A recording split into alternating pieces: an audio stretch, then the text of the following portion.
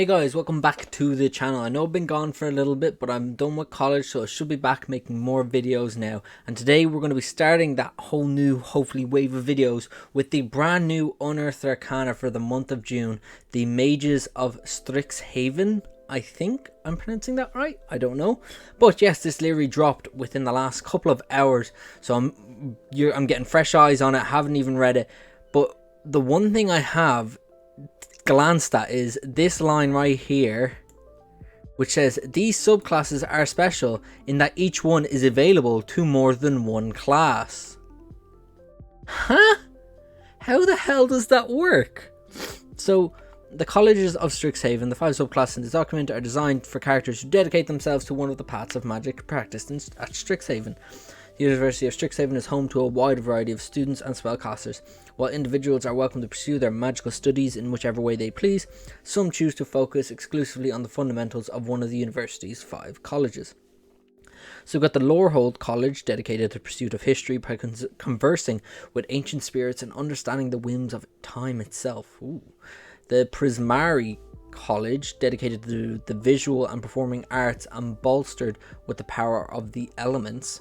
The Quandrix College, dedicated to the study of manipulation of nature's core mathematic principles. Silverquill College, dedicated to the magic of words, whether encouraging speeches that uplift allies or piercing wit that derides foes. And the Witherbloom College, dedicated to the alchemy of life and death, harnessing the devastating energies of both. So, these classes or subclasses can belong to multiple classes. So that's what I'm getting, because it even says here, using these regular subclasses, unlike regular subclasses, the options presented here are designed to be compatible with multiple classes. The classes that are compatible with each subclass option are specified in each subclass's entry. So it's just telling you when you can choose subclasses at higher levels. And you get when your character blah blah blah. So it's just kind of explaining. So the Mage of Lorehold. So this can be used by bards, warlocks, and wizards. So the Mages of Lorehold are particularly concerned with the forces that underlie and drive history, drawing inspiration from the scholars and the adventures of old. They manifest the arcane power of the past through ethereal dioramas and fantastical battle prowess. Lorehold mages are often found with long dead spirit summoned at their side, for who better to learn an ancient history from one who has experienced it firsthand. So, using this subclass is just telling you to use it. So, if you've one or your level 1 thing is your Lorehold spells, you learn Sacred Flame and Comprehend Languages. And then you learn additional spells, which are Knock and Locate Object, not the best. Speak with Dead and Spirit Guardians, that's a great 5th level spells. 7th, Arcane Eye and Stone Shape, not the best. 9th, Destructive Wave and Legend Lore, that's a bit better.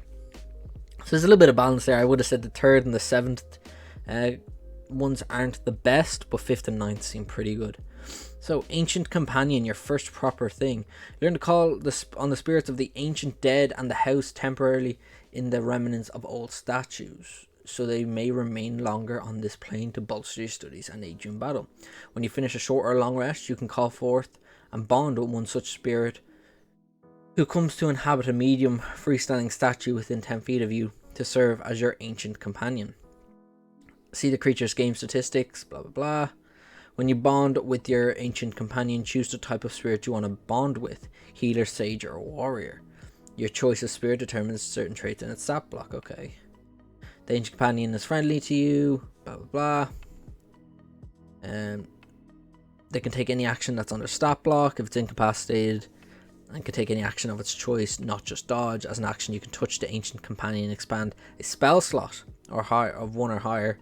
The ancient companion regains 10 times the level of the spell slot. It perishes when it drops to 0, and you can bond with a new one after a short rest. So there's a stat block. This kind of seems like the Conjure Celestial, Conjure Construct type of thing, Conjure Elemental stat block, so it does nothing too fancy, except it can heal. I'm curious what the healing thing is. Creature within 15 feet gains 1d8 plus PB. What the hell's PB? I thought I saw it up here somewhere. Oh, your proficiency bonus. Okay, that's not bad. Spirit Strike is an attack. I'm trying to... Sage gets... You gain a +2 to intelligence and wisdom checks. Okay. So, I'm trying to find out why you wouldn't ever just choose the healer or the sage. Because if they all get this Spirit Strike, surely the warrior's not the best one. Oh, it's here. Reactions. Okay, there we go. I was looking for it. When a creature within 5 feet of you, of the companion makes a strength or dex saving throw, the companion poses itself between the creature and the danger. The creature can roll a d4. Okay, so they all have their bonuses, but the healing one's just powerful. Lessons of the past. Through your studies, you learn how to better listen and to take to heart the teachings of history. When you bond with your ancient companion, you gain the following benefits depending on the type of spirit. Healer, your maximum hit point increases by an amount equal to your level in this class. Okay. And you gain the same number of hit points. When you regain hit points from a spell, you regain an additional 1d8 hit points. That's really good. Sage, you have advantage on ability checks using Arcana, History, Nature, and Religion. Additionally, once per turn, when you deal damage to a creature with a spell of first level or higher, you can deal an additional 1d8 force damage. Okay, that's really good. And Warrior, if you use your action to cast a cantrip, you can make one weapon attack as part of that action. If that weapon attack hits, the target takes an additional d8 radiant. When you bond with a new one, you can change it. They're really good. This is an interesting build because I can see how it benefits each of the classes. So I can see how the attacking one and the healing one, and all three of them kind of work with Bard and Warlock. However, I wouldn't say the Warrior one works too well with Wizard, unless obviously you're a Battle Mage or a Blade Singer. But even the healer's not the best, but the Sage one works very well for Wizards. War Echoes. By pulling from the magic of the past, you can cause your opponent's old wounds to resonate once per turn. When a creature you can see hits a target with an attack roll, you can use your reaction to force the target to make a wisdom saving throw against your spell save DC. On a failure, the target becomes vulnerable to one type of damage types dealt by the attack. This only lasts until the end of the target's next turn and affects the damage dealt by the triggering attack. You can use your reaction this way a number of times to get your proficiency bonus. Okay, so that's just a fun way to do a little bit more damage. That's not bad. I like that. History whims. Through steeping yourself in chaotic whims of history, you learn how to briefly channel the wild nature of time itself. As a bonus action, you can enter a state of chronal chaos. When you enter this state at the start of your turn, each of your subsequent turns while in the state, you gain one of the following benefits of your choice. Luck. You receive brief flashes of the future, stealing yourself against oncoming assaults. Whenever you make a saving throw against an effect that deals damage, you can roll a d6. Okay, that's really good. Resistance, you rewind time, knitting together injuries as they occur. You have resistance to bludgeoning, piercing, and slashing. Oh, that's really good. And swiftness, time stutters, slowing others but hurtling you forward. You gain movement speed. Your movement speed increases by 15 feet, and you do not provoke opportunity attacks. They're all fantastic. That's a really cool subclass, and I'm trying to put it together. I'm like, you can imagine the different builds depending on which class you choose. So Warlocks and Bards, you know, you can have a very supportive Bard, so the luck one there will go great for them. The resistance one works for anyone, so it's really interesting. I'm really actually digging that one. That is the... Which subclass was that? It was the Mage of the Lorehold, was it? Yeah, Mage of Lorehold. Okay, so Mage of Prismari. Mages of Prismari use surges of elemental energy to express who they are and how they see the world. To them, magic and motion are one and the same. Both are exhibitions of raw creativity through which masterpieces are made. In their pursuit of the art, some Prismari mages focus on perfecting the fine details of their technique. Others prefer to unleash their wild creative visions in dazzling spectacles of elemental power. Telling us how to use it again. No spells with this subclass, like we got with the Lorehold, so that's a big change instantly. But you gain 2 additional proficiencies in acrobatics, athletics, nature, or performance. And the level 1, you can dash as a bonus action. When you take this bonus action, choose one of the following effects. Apologies, I didn't say which ones you could use this with. Druid, Sorcerer, and Wizard can use the Mage of Prismari. So yes, you can dash as a bonus action. When you do, you can gain one of the additional effects. Boreal Sweep, icy water swirls around you. Until the end of your turn, you can move across the surface of water as if it was harmless solid ground. Additionally, when you leave a space within 5 feet of a creature, you can force the creature to make a strength saving throw against your spell save. On a failed save, the creature is knocked prone. A creature can be affected by the water only once each turn. Okay, not bad. Scorching Whirl, flames wreathe your steps. Once before the end of your turn, you can force each creature within 5 feet of you to make a dexterity saving throw. On a failure, the creature takes fire damage equal to 1d4 plus spellcasting modifier. A little bit weak. If it scales, that'll be great, but if it doesn't, that can be a little bit weak. And then Thunderlight Jaunt, you take on a nimble lightning form. Until the end of your turn, you can move through the spaces of other creatures, and you do not provoke opportunity attacks. If you end your turn inside a creature space, you are pushed into the nearest unoccupied space. So that's not bad. You can use your bonus action in this way a number of times. You get your proficiency bonus. Okay, so it is a bit, it's not like they just took the rogue's ability and gave it to someone else. No, there's a limit on it. Based on those ones, I think the Boreal Sweep is the best because it can knock people prone. Thunderlight Jaunt's not bad. I feel the Scorching Whirl is just a little bit weak. That's my opinion on that really quickly. Without considering combos and such like that, I just think that one's the weakest. Favored medium. You have honed your forms of elemental expression to best suit your ideas. Choose one of the following damage types, cold, fire, or lightning, and you gain resistance to that type. Additionally, when you cast a spell using a spell slot that deals the chosen damage type, you emit spectacular aura of artistry, which extends 5 feet from you in every direction, but not through total cover, and lasts until the end of your next turn. While the aura is active, each creature of your choice has resistance to your chosen damage type while within the aura, as you shape your favorite elemental medium around them. You can change your choice of damage type whenever you finish a long rest. Okay, so that just kind of gives you and some allies resistance to one of the three, which can be useful if you're going through different areas. Now, if you're fighting demons, the fire will be great. Lightning, you know, whatever. Just you can see how useful it is. It's very much a support type of ability. Focused expression, level 10 ability. Honing your talents, you skillfully infuse your emotions with even more potent expressions of elemental might. Once per turn, you deal damage to at least one target. You gain an additional effect determined by the damage type chosen for your favorite medium feature. So this level 6 ability. If you chose cold, one of your targets of your choice takes an additional 1d6 cold damage and must make a constitution saving throw. On a failed save, the target speed is reduced by 10 feet until the end of its next turn as ice mires it. A target can be only affected by ice only once per round. Fire, they take an extra d6, and one creature within 30 feet of you, the chosen creature, gains a d6 temporary hit points. That's really good. You get a bit of damage and you get a bit of healing. Not too bad. Always good to have healing. And then lightning. One of the targets on your choice takes an extra d6 lightning damage and must make a dex save. On a fail, the target is unable to take reactions until the end of its next turn as residual lightning shocks its form. Really good ability, I think. Focused expression. I feel the cold one's the weakest there. I think fire is probably the strongest because of the healing, but reactions, taking those away from creatures, is very good. Impeccable physicality. Your relentless dedication and training have instilled an outstanding sense of precision and grace in your art. You gain proficiency in dexterity saving throws if you do not already have it. Additionally, when you make a dexterity saving throw, you can treat a d20 roll of a 9 or lower as a 10. That's a great just rounding out ability.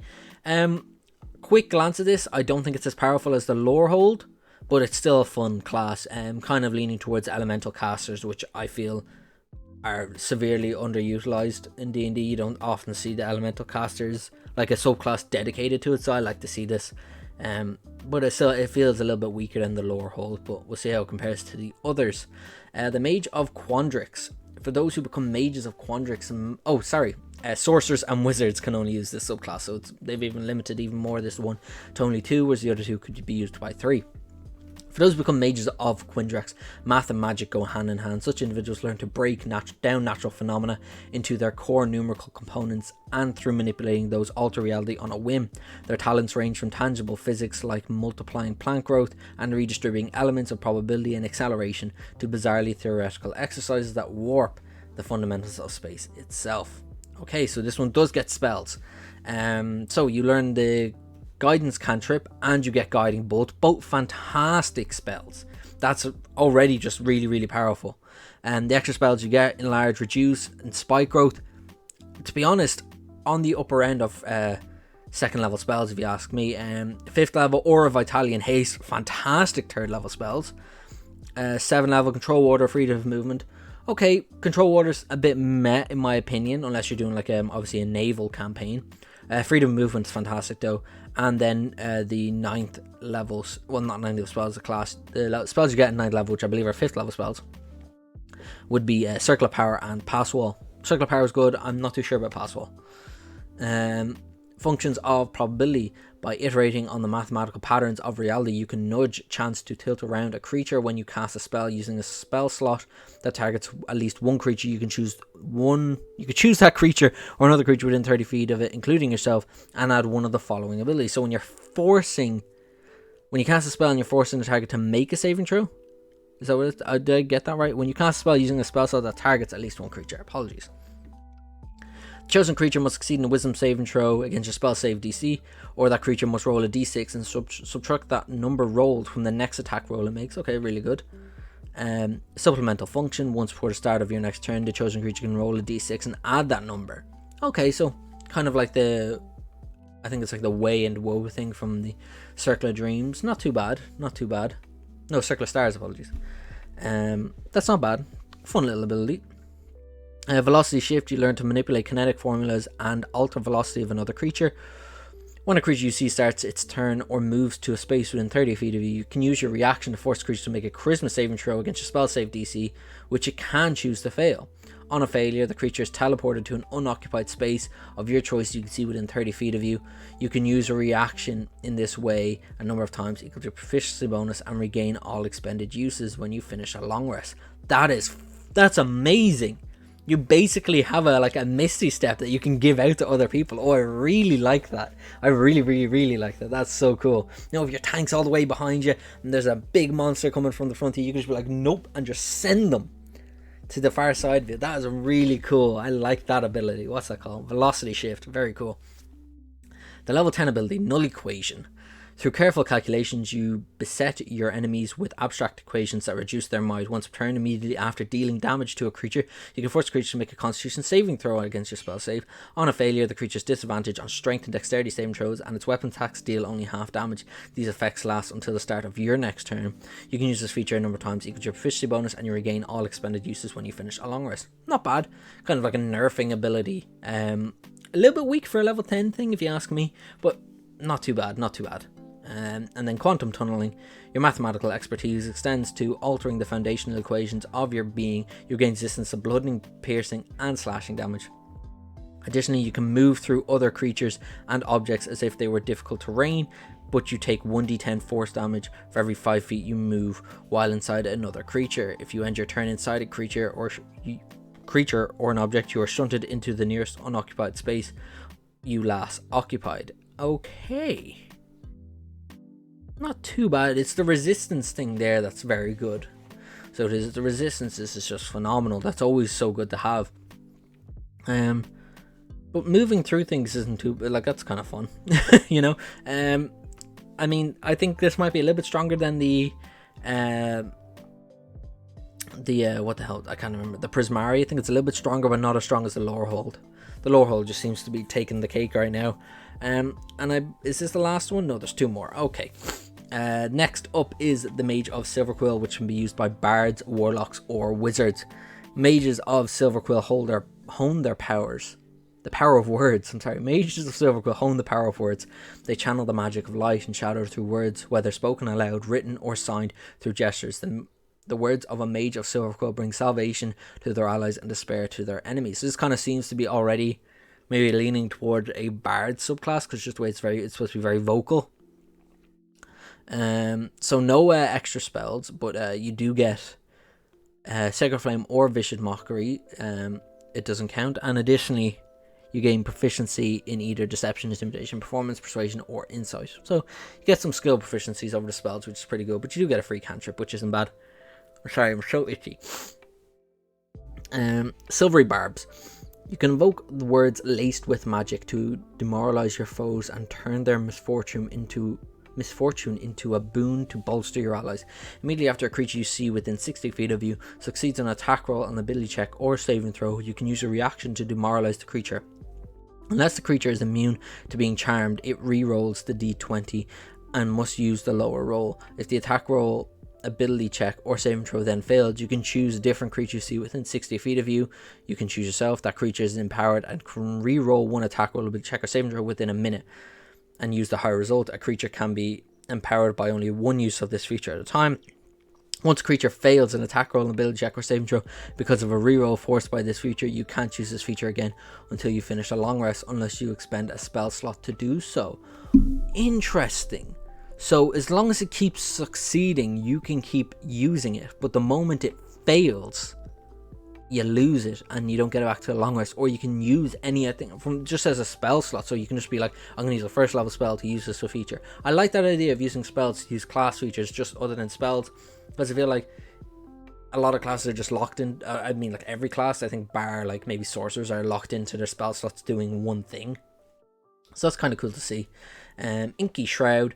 You learn the Darkness spell and it is added to your class spell list as if it isn't there already. If you are a wizard, you add it to your spell book. If it's not there already, you can cast a spell without expending a spell slot, and you can't do this until you finish a long rest. When you cast a spell in this way, you can see normally through the darkness created, and when a creature you can see starts its turn in the darkness, you can deal 2d10 psychic damage to that creature. You can also cast the spell normally without the additional effects by using spell slots you have of second level or higher. I mean, if you're going into a room and you see a load of enemies clumped up together, you could just be like, darkness with this feature, and at the start of all their turns they're all going to take 2d10 psychic damage. That's really powerful. That is really powerful if you ask me, and you can still see them. Oh god, that's powerful. That's a really powerful ability. Infusion of Eloquence. When you cast a spell that deals damage, you can invoke additional words of power to change the spell's damage type to your choice of Psychic or Radiant.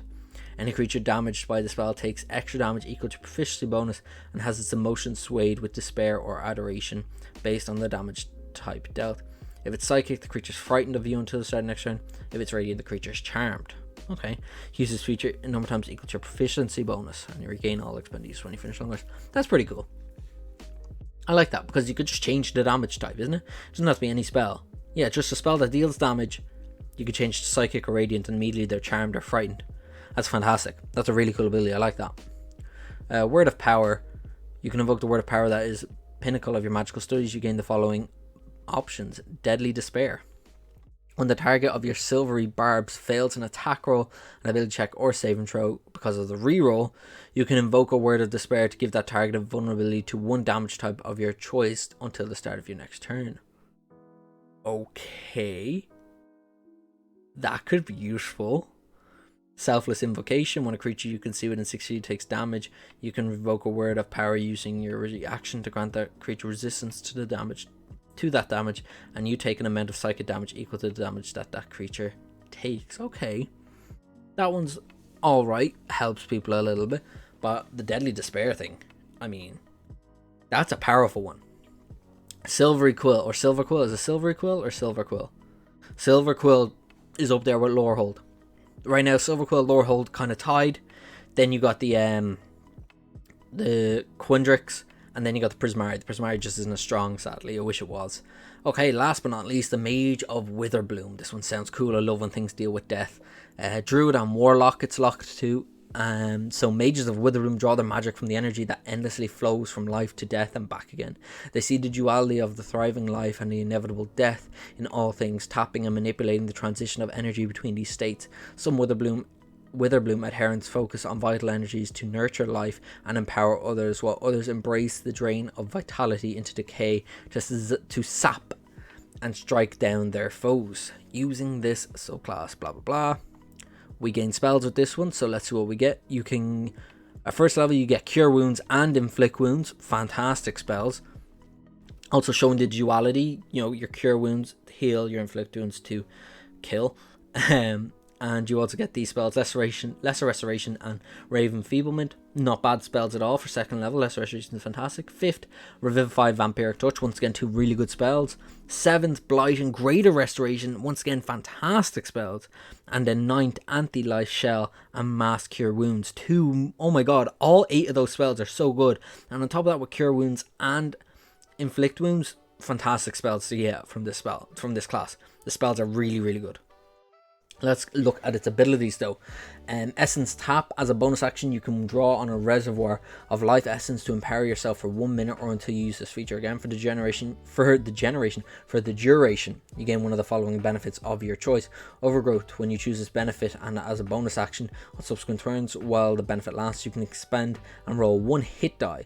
You regain a number of hit points equal to the number rolled plus your spell casting ability modifier. So not your con, your spell casting ability modifier. So that's cool. It's a little way for you to regain health.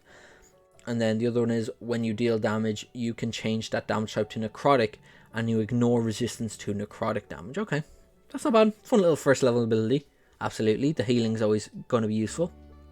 Witherbloom Brew. You gain proficiency with the herbalism kits if you don't already have it. When you finish a long rest, you can use your herbalism kit and a pot or cauldron to create magical brews. You create a number of brews equal to your proficiency bonus. Each brew requires its own flask. A brew retains its magical potency for 24 hours until it is used.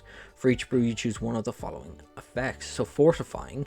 When you create this brew, choose a damage type from the following list: cold, fire, necrotic, poison, or radiant. A creature can drink this brew or administer it to another creature as an action. The recipient gains resistance to the chosen damage type for 1 hour. Okay, so resistance. Not bad, not bad. Quickening. A creature can drink this brew or administer it to another creature as an action to regain 2d6 hit points and 1 disease or condition from the following list affecting the recipient ends: charmed, frightened, paralyzed, poisoned, or stunned. Brewer user's choice. That is really good. That is a really good one. It's like a healing potion. What level is this? 6th. Okay, from 6th level, this class basically can create healing potions. And then Toxifying. As an action, the creature can apply this brew to a simple or martial weapon. The next time the weapon or piece of ammunition fired by it hits a creature within 1 hour, the target takes 2d6 damage and must succeed in a Constitution saving throw against your spell save or be poisoned.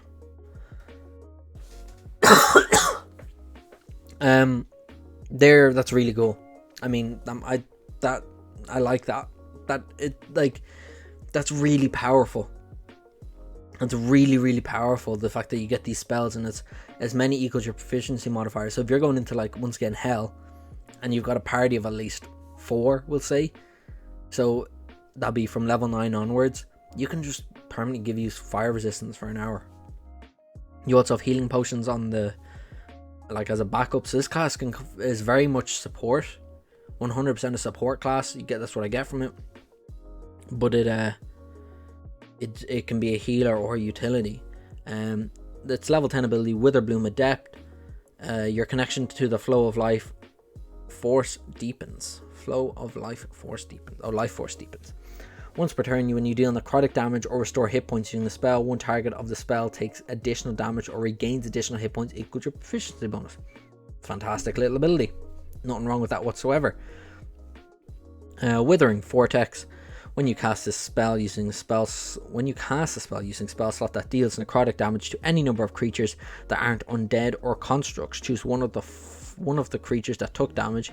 You drain an amount of life energy equal to half the damage dealt to the chosen creature. One creature other than yourself that you can see within 30 feet regains hit points. A number of hit points equal to the life energy drained. You can use this feature a number of times equal to your proficiency bonus. I like that one. Better than the Prismari. I dare say better than the Quindrix. Might not be as strong as Silverquill and Lorehold, but what a fucking support class. Draining people, draining other creatures. I love it. I love these subclasses. I love the idea that, because I love I really love sorcerers, the way they're built, the whole sorcery points, the meta magics. I love that. And the fact that I can be one of these and be a sorcerer as well is amazing. On top of that, you can be so I think it's kind of locked to, I don't think clerics had access to this, so it's bard, warlocks, wizards, druids, and sorcerers. Now obviously different ones are locked, so the lore holds bards, warlocks, and wizards. the Prismaris, Druid Sorcerers and Wizards, the Quindrex Sorcerer and Wizards, Silverquill Bard Warlock Wizard, and then Witherbloom Druid and Warlock. So I personally love this. I think this is a fantastic idea. I like the idea of different classes being able to use the same subclasses, because it can really show the versatility of the subclass. It can also show how a warlock will play a class compared to the subclass compared to a wizard, because I feel like they look at it from different points of view. Likewise with a druid and a bard. So this is a great step for Wizards of the Coast when it comes to D&D. I feel this is a great step in a good direction, that making D&D just that much more customizable. So it is. So we've now got the basically subclasses can be used by multiple classes. Your races don't have set ability score improvements. This is just amazing. I can't wait to see what comes next. We got the announcement of the new campaign, which is going to be set in the Feywild. So this will be just really cool to see. If you enjoyed this video, please do give it a like. Please comment down below if there's any broken combinations with classes that you can think of. There's too much here for me to process and think of that too quick right now on the spot, but I'm sure there are some absolutely broken combinations here. Stuff we're going to have to be nerfed, stuff will need to be buffed, but we'll see what happens. And like I said, if you'd like the video, please do give it a like. And if you want to see more D&D content, please do hit that subscribe button and make sure you turn notifications on so you do never ever miss a video. And I shall see you all in the next video, guys. Peace out.